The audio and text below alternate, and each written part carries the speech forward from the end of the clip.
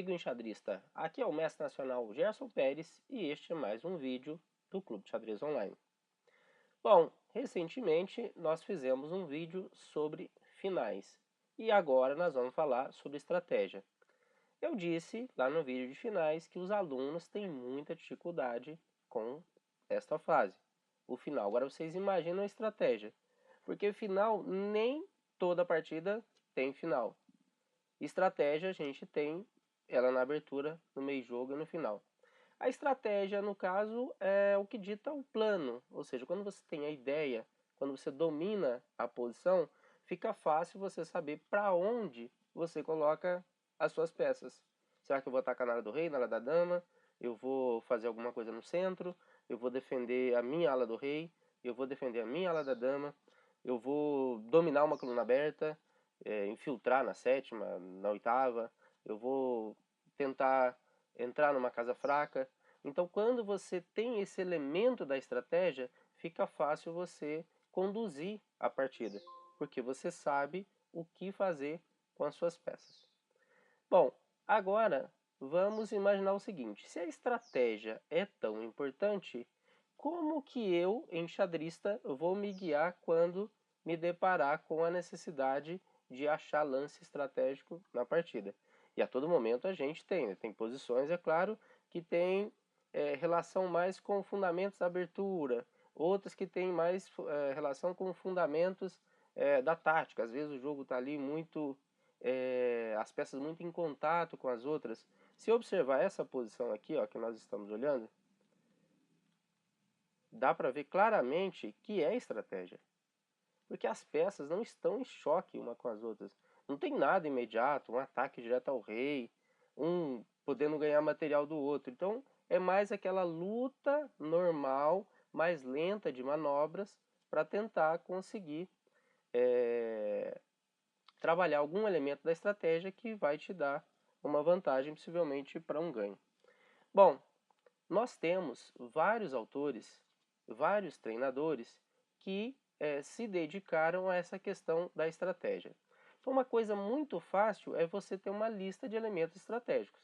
Então, por exemplo, no Kotov, no livro Jogue como um Grande Mestre, ele apresenta uma lista. É a lista que eu gosto de trabalhar com os alunos, porque é uma lista maior, são 17 itens, e a lista que eu vou começar essa série de videoaulas.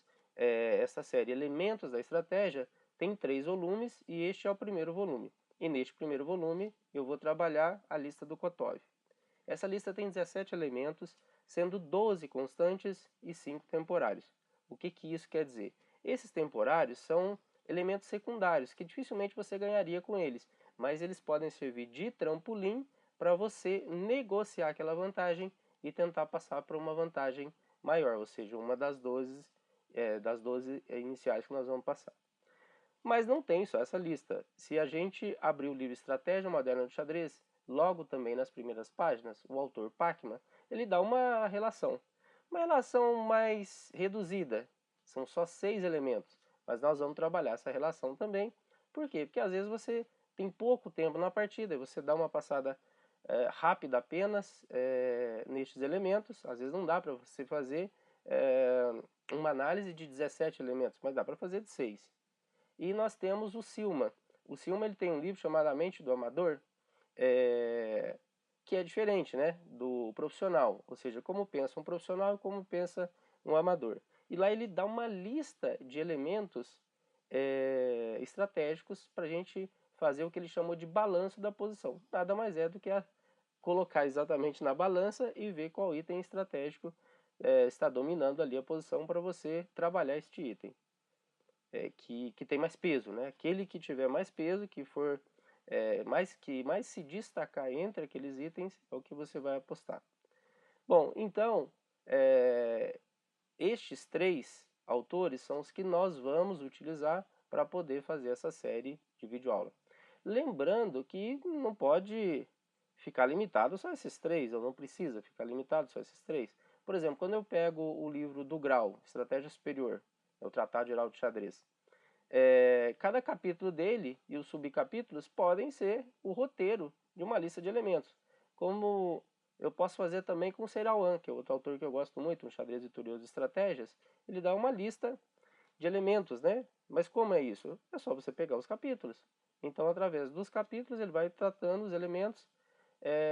No xadrez básico também tem o livro do D'Agostini, né, que é nosso livro mais famoso, é uma obra de 1954 ainda.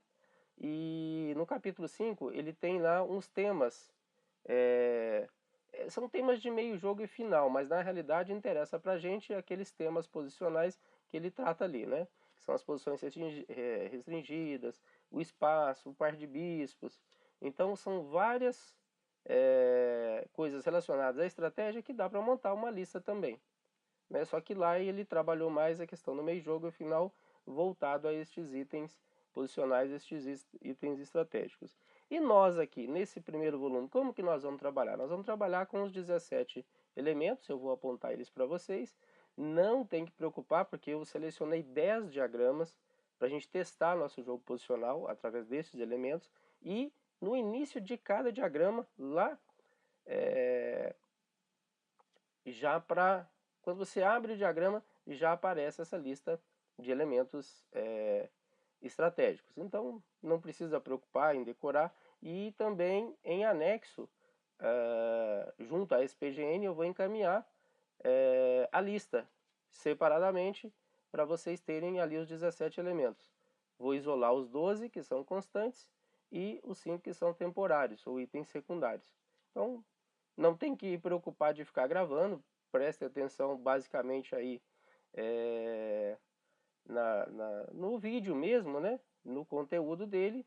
Não precisa ficar anotando nada, porque depois, através do material de apoio que nós vamos encaminhar, vai ficar muito fácil para vocês tomarem conhecimento de todos esses itens. E de início pode fazer até uma colinha, porque a ideia é que você tenha esses elementos e vá fazendo exercícios, como esses que eu vou passar para vocês. Então eu vou trazer a teoria e a prática, é como se fosse a estratégia na teoria e na prática. A mesma coisa eu vou fazer com os outros dois autores, né, nessa série de 3 vídeos. Então a ideia é que você, através da prática, você mastigue aquela teoria e saiba aplicar aqueles elementos. Então, de início pode usar até uma colinha, só não pode levar para o torneio, né?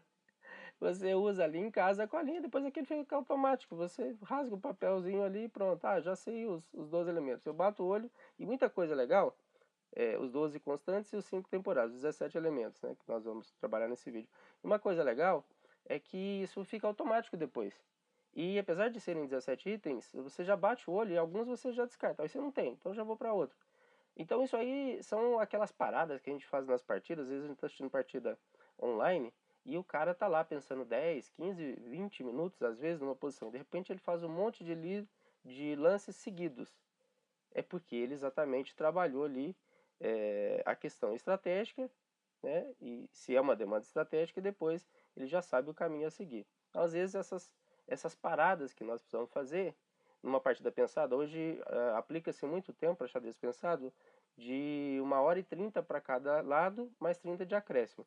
Torneios até 2.200 de rating, usa-se bastante também 1 hora para cada lado, com 30 de acréscimo.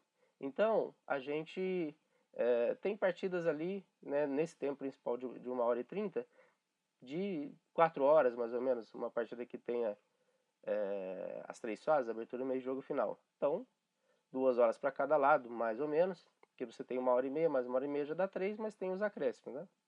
Cada vez que você tocar o relógio já tem 30 segundos, então acaba sendo partida de 3h30, 4 ou até mais, dependendo da quantidade de lance.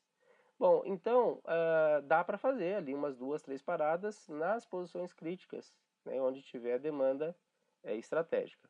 Perfeito? Então vamos lá. A primeira coisa que a gente tem que olhar nessa lista, essa lista, gente, vamos imaginar, por exemplo, alguém que trabalha em uma concessionária de carros fazendo revisão do carro. Por exemplo, eu a cada 10.000 quilômetros eu levo meu carro na Chevrolet para poder fazer uma revisão, ok. Aí eu não entendo nada de carro, mal entendo de xadrez, né? A gente imagina como que o mecânico ele consegue saber quais itens que tem que trocar, né? Porque ele não anda no carro, como que ele vai saber o que está com problema a cada 10.000 quilômetros? Mas fácil, a gente dá uma olhadinha no trabalho dele, a gente vê que ele tem uma prancheta, ou pode estar no computador também, né? Então ele vai checando aqueles itens, então é como se fosse um checklist. Nós aqui no xadrez vamos fazer semelhante. nós vamos fazer um checklist, aquilo que tiver problema na posição é o que nós vamos apostar. Na posição do outro, nós vamos tentar atacar esse ponto fraco, aquele problema que o adversário tem. Se for no nosso campo, nós vamos tentar reforçar. Por exemplo, às vezes é uma casa fraca dentro do nosso campo, a gente vai tentar fazer uma super proteção, ou seja, nós vamos tentar defender aquela casinha. Voltando a essa questão do mecânico, por exemplo, sei lá, a cada 40 mil quilômetros ele vai ter o item lá pneu. Aí ele olha o pneu para ver se está na hora de trocar ou não, porque cada condutor, né, na forma de dirigir, vai gastar mais ou menos o pneu. De repente, tem lá uma correia dentada, que de tanto em tanto tempo você vai precisar trocar. Então isso não é um chute dele, como a gente não chuta também o plano na partida. Através do checklist a gente vai conseguir fazer o quê? Fazer o que a posição está pedindo, semelhante ao que o mecânico faz com o carro. O que o carro está precisando, o que o carro está pedindo, ele exatamente vai fazer. Também uma outra profissão, a gente poderia ter a mesma coisa. Um médico, quando você vai fazer lá um check-up, é a mesma coisa. Então ele te olha, te pergunta um monte de coisa, faz uma entrevista com ele, e depois ele vai pedir uma bateria de exames. Então exame de sangue, tem lá, sei lá, uns 10 tipos, aí ele faz o eletro, ele faz vários exames para depois falar se você tem alguma coisa ou não. Então, de acordo com aqueles índices ali que apresentam os exames, se tiver mais alto ou mais baixo, ele tem um guia para ele simplesmente tomar a decisão. Isso não é ao acaso. Então, semelhante ao que faz o médico, nós não fazemos check-up, mas nós fazemos checklist. E o check-up é exatamente um checklist, só que na área médica, né? Então, esse profissional também se baseia no diagnóstico dele através de uma lista de elementos. Vamos imaginar uma outra área. Alguém na área de construção, de segurança de construção civil, por exemplo. Ele tem lá uma prancheta e ele vai passando os itens. Questão do capacete, por exemplo. Esse pessoal que trabalha, às vezes, que é mais próximo a uma área de risco, né, a uma área externa ali, né, que pode cair do prédio, por exemplo, né, aquelas cordas de segurança, mas várias coisas dentro da planilha dele que ele vai olhando para ele ver se está tudo certo. O que tiver algum problema, ele vai mexer. Então, nós também de xadrez temos esse recurso, ou seja, uma lista de elementos que facilita exatamente o nosso trabalho. Então vamos lá, segundo Kotov são 17 itens. Primeiro item, ele fala para olhar o quê? Ele fala para olhar a questão dos reis. Então, se a gente olhar esse rei aqui, branco, e a gente olhar o rei das pretas, nós vamos ver que não tem problema. Por que que não tem problema? Eles estão ali protegidinhos, nenhum adversário pode atacá-los, então tá tudo certo. Ok? Deixa eu tirar essas setinhas aqui para facilitar a visualização de vocês. Então, comparando o rei branco e comparando o rei das pretas, eu vou ter um diagnóstico para poder dizer se o elemento que desequilibra, o elemento estratégico, está ali ou não.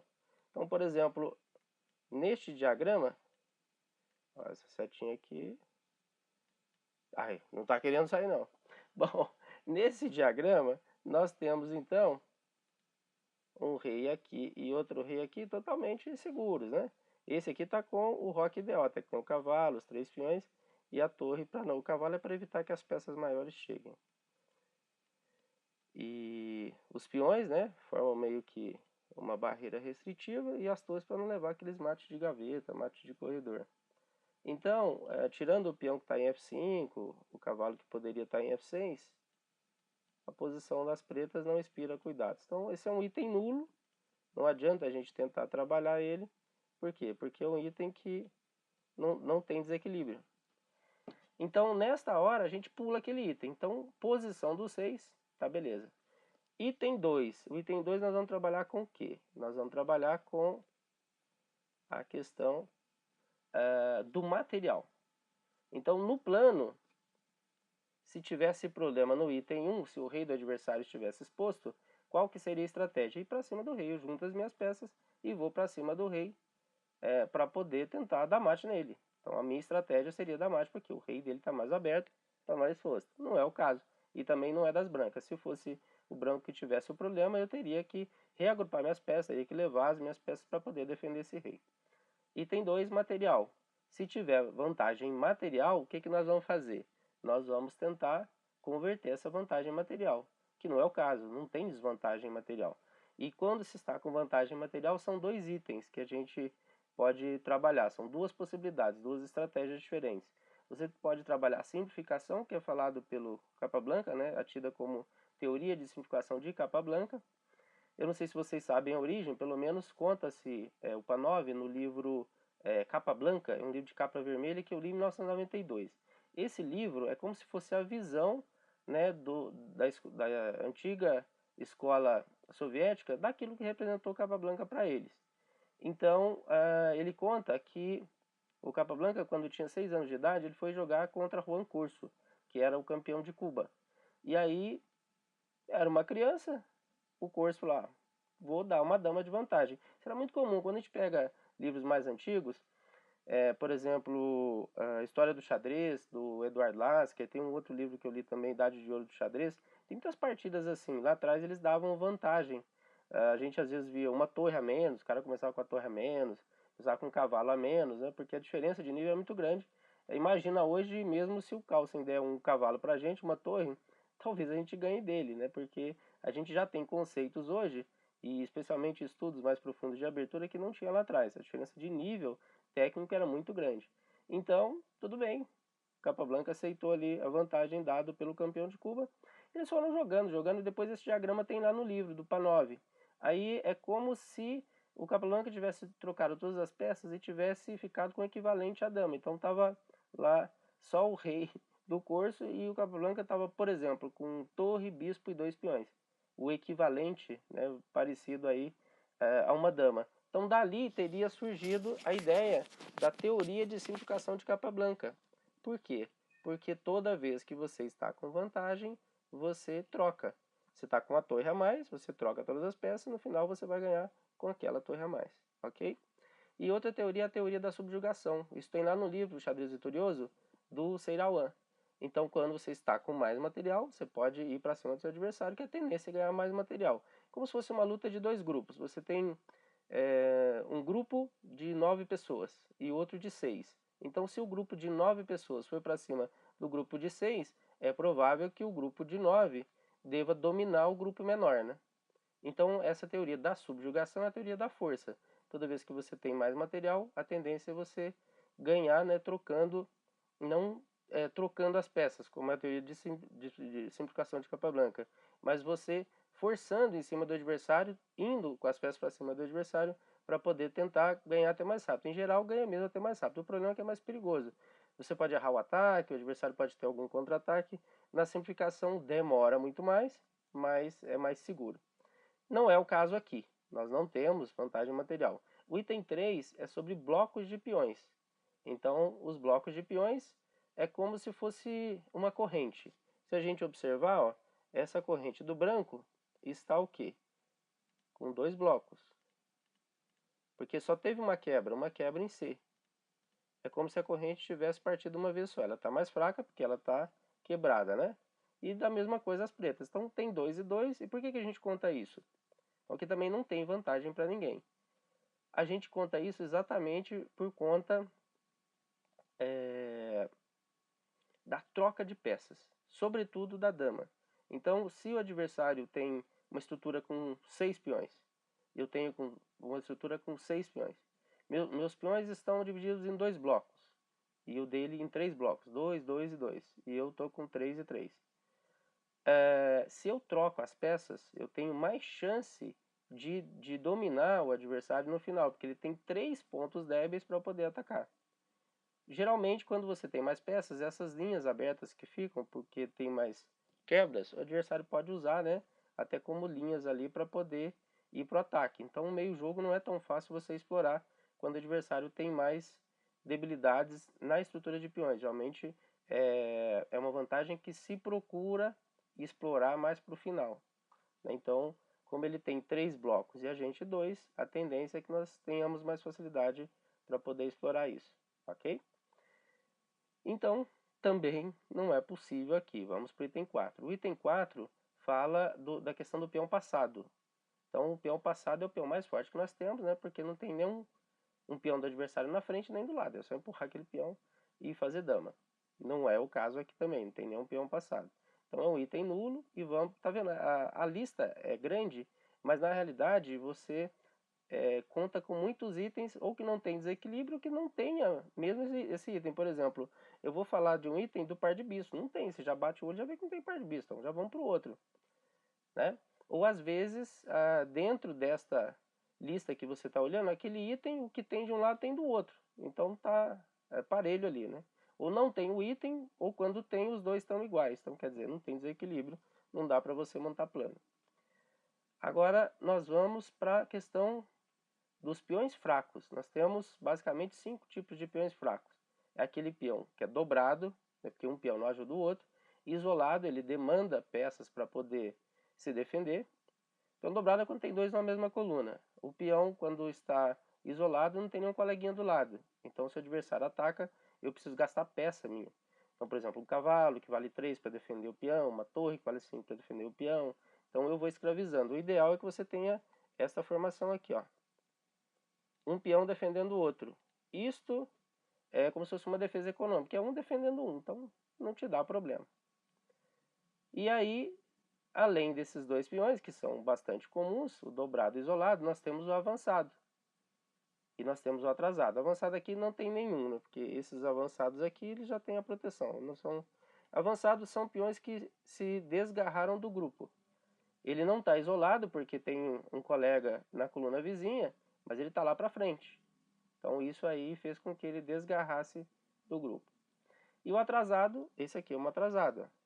Os peões foram para frente e ele ficou aqui para trás. Ele está sem apoio de peão. Mas aqui eu falo com os alunos para sempre trabalhar a questão do peso 1 e peso 2 para as debilidades. Então, peso 1 existe a debilidade, ou seja, este é um peão atrasado, mas não tem como explorar, então peso 1. Se fosse um peão, por exemplo, atrasado numa coluna, por exemplo, aqui semi-aberta, se eu transfiro esse peão para cá, ele vira peso 2, porque ele está numa coluna semi-aberta e eu já estaria pressionando diretamente esse peão, com possibilidade de ganhar o peão. Então é peso 2. Então existe a debilidade e eu posso explorar. Nesse caso, não tem a debilidade. E aí nós temos também aquele peão bloqueado, porque o peão ele nasceu para quê? Para avançar, para ter força dinâmica, ele vai avançando e tem risco de curação, né? Especialmente se virar o peão passado. Mas se o adversário bloqueia ele, por exemplo, com um cavalo, né? Então coloca um cavalo na frente do peão, então mata a natureza do peão. Então ele vai ser bloqueado e isso aí vai ficar até difícil atacar a peça que está na frente desse peão, porque o próprio peão impede de você atacar. Então este item aí também não vai ter. Nós temos outras possibilidades, nós temos os peões colgantes, né? Quando tem dois, ou suspensos, quando tem dois peões juntos, mas se você olha no campo esquerdo do tabuleiro em relação a esses peões e no campo direito, não tem peões nas colunas vizinhas, então eles estão sozinhos.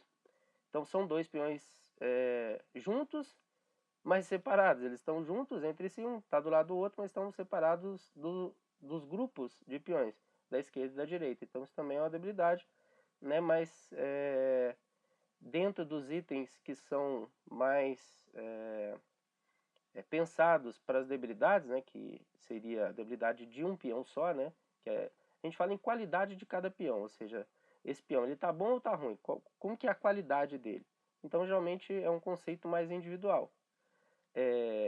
Mas os peões também colgantes, os peões suspensos, muitas partidas pode gerar esse tipo de peão. Então tem aluno até que pergunta se pode incluir na lista, colocar 6 peões, né? Ou seja, 6 tipos de peões fracos. Tudo bem, pode incluir também, né? Bom, e aí nós vamos para as casas fracas. Só pode existir casa fraca da terceira até a sexta. Ah, professor, mas por que isso da terceira até a sexta? É porque na primeira e na segunda, na sétima e na oitava, não tem como você ter casa fraca, porque é em relação aos peões. Então, como você não tem peão na oitava e nem na primeira, e você tem na segunda e na sétima, mas os peões não atacam não atacam as próprias casas. Então, por exemplo, esse peão de E2, ele avançou, ele deixou de proteger aqui. O peão de C já desapareceu, também deixou de proteger. Então, em tese, aqui uma casa fraca. Por quê? Porque não tem ninguém defendendo de peão. Não em relação à peça, em relação aos peões. Então, por exemplo, isso aqui é uma casa fraca. Ó. E o ideal é isso aqui, ó, você ter a casa fraca, mas já ter o bracinho aqui apoiando. Que não adianta, por exemplo, eu disse D3. O que adianta a casa D3? Não tem ninguém que vai ajudar você quando entrar aqui. C5, casa fraca. Por exemplo, essa aqui não é, porque quando alguém entrar aqui eu jogo B3. Ó, E4 já é. Então você vai identificando as casas fracas. Aí, por extensão, essas casas aqui poderiam ser, mas é o que a gente falou. Não adianta você tentar entrar aqui tentando explorar a casa fraca, porque você não tem apoio. Então é bom quando tem os peões. Aí você tem mais chance de explorar essas casas fracas.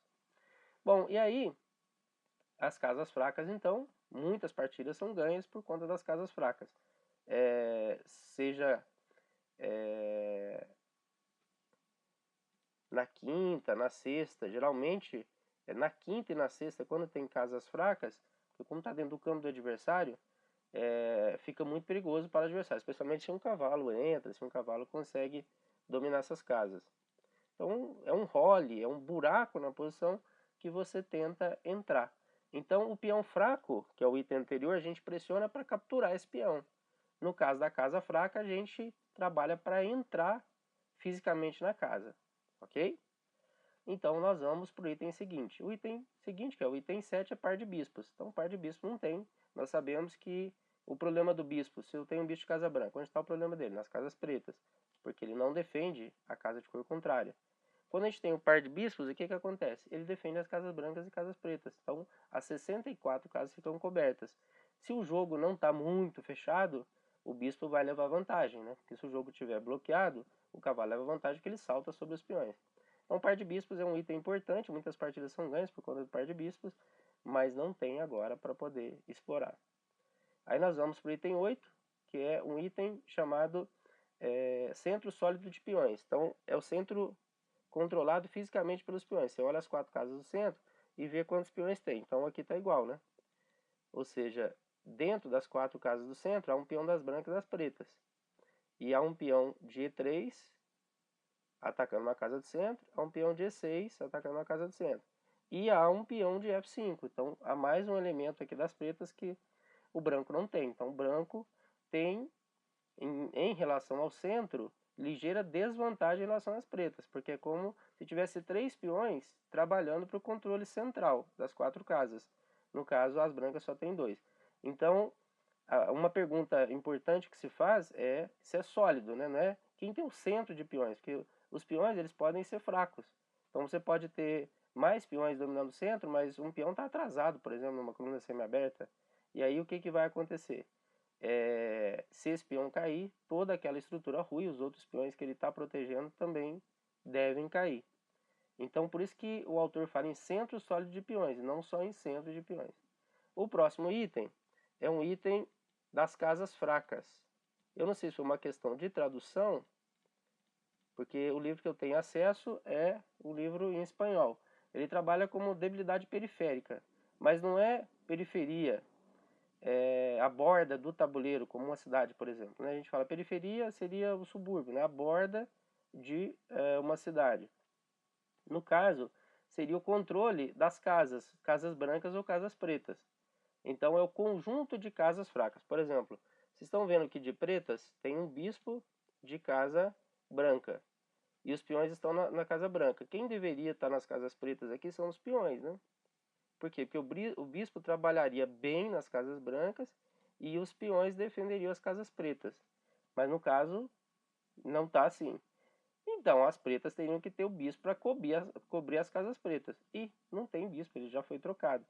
Então aí já era um problema. Então as pretas têm o que a gente chama de debilidade periférica. O conjunto de casas pretas acaba ficando fraco porque falta exatamente o bispo daquela cor.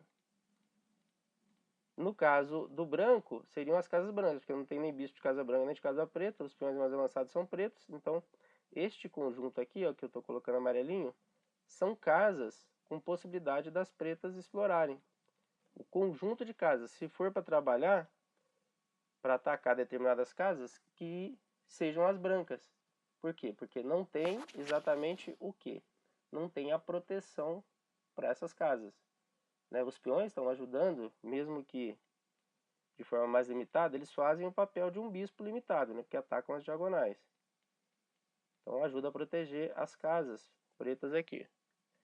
E a dama poderia cumprir esse papel também, mas é uma peça muito nobre para ficar dependendo, né? Você ficar dependendo dela para poder proteger essas casas.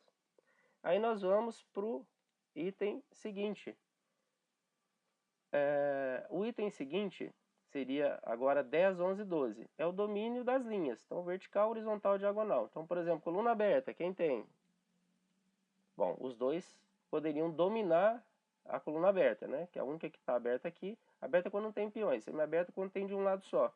E fechada quando tem os dois peões. Então, o branco está dominando a única coluna que tem. As pretas teriam que tirar o bispo e tentar brigar por essa coluna. Então, por exemplo, um torre de AC8, um torre de FC8, depois que o bispo saísse, para brigar por essa coluna. Porque quem tem o domínio total dela, 100% é do branco. Se as pretas colocam uma torre em C8, por exemplo, a dama sai, aí a gente tem um domínio equilibrado, né? 50% para cada. Ok? E aqui, então, nós vamos para o item 11, que é o domínio de fileiras. Então, a dama e a torre estão trabalhando numa coluna. Então, estão dominando uma coluna aberta. Quem tem o domínio de uma coluna aberta tenta chegar no paraíso das torres, que é exatamente a sétima, porque você fecha o rei, né, sur temas de mate, ele é impedido de sair desse campo onde ele está, a oitava, ou quando você tenta invadir a oitava, porque a oitava fileira é onde está o rei, né? Então é a zona de segurança dele, e aí você extrai esse rei aí, e ele fica com mais chance, né, de você abater esse rei. E tem uma fila, né, que a gente, fila ou fileira, ou horizontal, que a gente esquece, mas é usado em várias posições. Como os peões geralmente ficam acentuadamente na segunda fileira, tem muitas posições que a gente passa uma torre pela terceira fileira. E ficam como se fossem uns canhões aqui para atacar o adversário. Em siciliano é bastante comum, porque o branco tem peão em E4 e F4, aí a torre já sai via F3, né, e já vai para o ataque. Tem Benco também, com torre A3, tem uma A4 aqui, depois joga a torre B3. Sveshnikov, tem passagem por A3 e depois passa lá para lá do rei, dependendo de algumas posições. Então seria isso, sétima, oitava, terceira, né, que seria a sexta em relação ao adversário, e também a primeira e segunda, né? Considerando as pretas teriam a primeira e segunda fileira como meta para poder atacar, né? Então, seguindo aí. Opa! Vocês viram que essas setinhas aqui dão trabalho, né? Bom, tirei tudo, beleza? Para ficar mais fácil para a gente seguir aqui. E as diagonais. Então, no caso aqui só tem bispo, tem que olhar a atividade do bispo, então o domínio de diagonais. E com isso ele chamou de itens constantes, então esses itens geralmente você pode apostar neles para poder ganhar a partida. Agora, os itens secundários ou temporários, geralmente são itens onde você tem para negociar com o adversário, para tentar cair num dos 12 itens anteriores. Por exemplo, peça fora de jogo. Então, é um item secundário, porque 1, 2, 3 lances você já joga essa peça, reagrupa e está tudo bem, está jogando ali de novo. Você tem também desenvolvimento. Então, peça fora de jogo não tem aqui, né? Tem peça não desenvolvida, que nós estamos em uma fase terminando a abertura. Então, por exemplo, essa torre ainda não saiu, esse bispo ainda não saiu, então está ligado ao desenvolvimento. Então, o desenvolvimento é um item secundário que está relacionado só à questão da abertura mesmo. Né? Depois, você olha mais a questão de peça fora de jogo. E, em seguida, nós vamos trabalhar com a harmonia da posição, que é a boa relação das peças com os peões. Então, por exemplo, olha, esse peão dá sustentação para um cavalo aqui, então não tem boa relação com ele. Suponhamos que eu passasse um cavalo para cá, mesma coisa. Uma torre está olhando para a dama, uma torre está olhando para outra torre. um cavalo olhando para outro cavalo, então está havendo conexão. Então a questão da harmonia é quando há conexão entre as peças e os peões. Então quem tiver mais conectado, digamos, quem tiver mais harmonia na posição, tem mais chance de desequilibrar esta posição, né? Então é um item que é importante, mas é um item, digamos assim, menor, né? Dentro desses 5 itens secundários, ele se destaca a harmonia, mas geralmente não é suficiente para ganhar a partida. E aí nós vamos para a questão do espaço. Espaço a gente olha muito se tem peça dentro do campo do adversário. Então, aqui as peças que estão mais próximas, cada um está dentro do seu campo ainda. Quando se fosse o meio de quadro, meio de campo, onde as peças estão dentro do seu campo. Então, a questão de espaço, ninguém está espremendo o adversário. E muita gente olha a questão do centro. O espaço está muito relacionado ao domínio territorial ali do centro. Geralmente quem tem vantagem no centro, fica mais fácil fazer as incursões ali pelas alas. Você fazer aqueles ataques pelas alas, né? Aqueles ataques pelas alas, você tem que ter um centro estabilizado, tem que ter um centro dominado para poder ter essa facilidade. Bom, e aí nós vamos para o último item, o item 17, que é exatamente a questão da pressão no centro por peças. Então a gente tem o domínio físico, o domínio central de peões. Nós vimos lá, pressão no centro por peões, que seria o centro sólido de peões, né? Isso é algo que preconizava lá a escola clássica do Philidor, depois foi ratificada pela escola moderna do Steinitz. Ou seja, você tem que dominar o centro. Até tem um centro Steinitz, que hoje está muito usado, né, especialmente na Rui Lopes, espanhola, Rui Lopes é espanhola, e também na italiana, a Gioco Piano, que é um centro de C3, D3 e E4. Você coloca os peões ali. E nós temos, então, o centro da escola hipermoderna, que é o centro de peças. Então a escola hipermoderna fala, não coloca os peões aí no centro não, senão o adversário vai começar a virar alvo.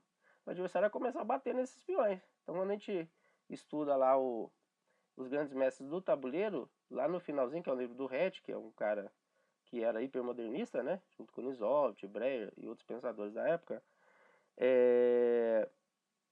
ele fala ali, olha, a abertura legal de você jogar é colocar o cavalo em F3.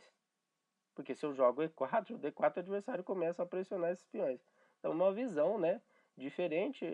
A gente não deve ter muito preconceito assim com as posições, tem que ter uma mente bastante flexível. Então hoje a ideia é você casar as duas correntes.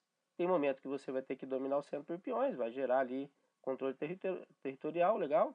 E tem momento que você pode dominar por peças, inclusive a distância. Um fianqueto, por exemplo. Então o bispo lá de longe, ele ataca o centro. Ele não precisa estar fisicamente no centro, como D4, como D5, né, para poder ter esse domínio. É uma outra visão. Então aí estão os 17 itens, como eu falei, não precisa preocupar muito, por quê? Porque no início de cada diagrama, desses 10 diagramas que nós vamos olhar agora, nessa parte final do vídeo, deste volume 1, e também há um arquivozinho que eu vou mandar separado, vou mandar em anexo para vocês se guiarem ali, vai estar dividido, itens constantes e itens temporários ou secundários. Então nesta posição, nós temos, fazendo lá o checklist, nós temos o domínio de coluna, que foi o item 10 que nós trabalhamos, e nós temos também a questão da casa fraca, que foi o item 6 que nós trabalhamos. E esta posição, o branco dominou assim. Então eu quero entrar na casa E5, perfeito. Só que se eu entrar em E5 aqui é horrível, né? Porque toda a recuperação de casa fraca não pode ser de peão. Tem que ser de peça. Então teria que ter uma peça aqui, não um peão. E a gente sabe que peão e rei, para essa divisão de peça maior e peça menor, eles não entram, né? Peça menor, bispo e cavalo. Peça maior, torre e dama. Então tem que ter aqui um outro cavalo, um bispo, uma dama ou uma torre para poder retomar, o que não tem. Só que eu posso preparar, né? Então eu faço cavalo B3. Na partida, o adversário jogou aqui. Isso vocês não vão ter, tá? Porque isso aqui chama teste seu jogo posicional e só tem um lance.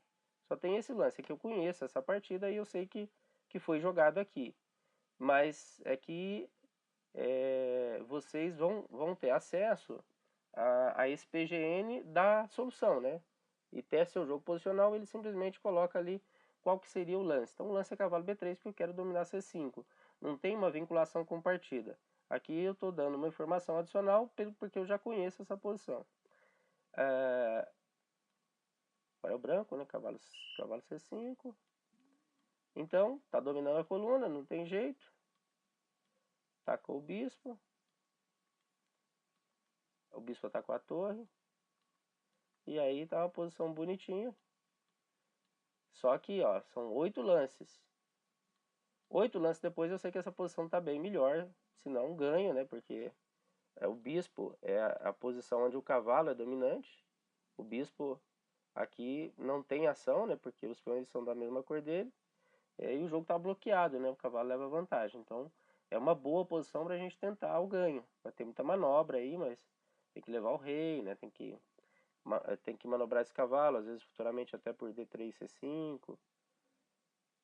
Mas se alguém tem chance aí, de fato é o branco. Então, tá vendo? Na posição inicial, eu já sei o que fazer. Que eu quero chegar nesta posição aqui. E eu trabalho exatamente, né, para isso. Então, no balanço da posição, né, como fala o Silma, que vai ser um outro vídeo que nós vamos fazer da série, fazendo o balanço da posição, nós descobrimos que a casa E5 é a meta. E aí nós temos que trabalhar para entrar, através dos lances que nós falamos. Cavalo B3, B4 para ativar o bispo, cavalo C5. Faz as trocas e de repente eu tenho exatamente o que eu quero, a casa E5, no final favorável. Então esse é o primeiro diagrama de 10, onde a gente está fazendo a teoria na prática. Então da lista de elementos, nós vamos ver quais que tem o que? Desequilíbrio na posição. Então agora é a vez das pretas, e nesse momento há de cara um item que desequilibra. Aí vocês podem fazer ali a título de exercício, a título de prática mesmo, né, para poder dominar esses elementos, vocês podem passar a lista inteira.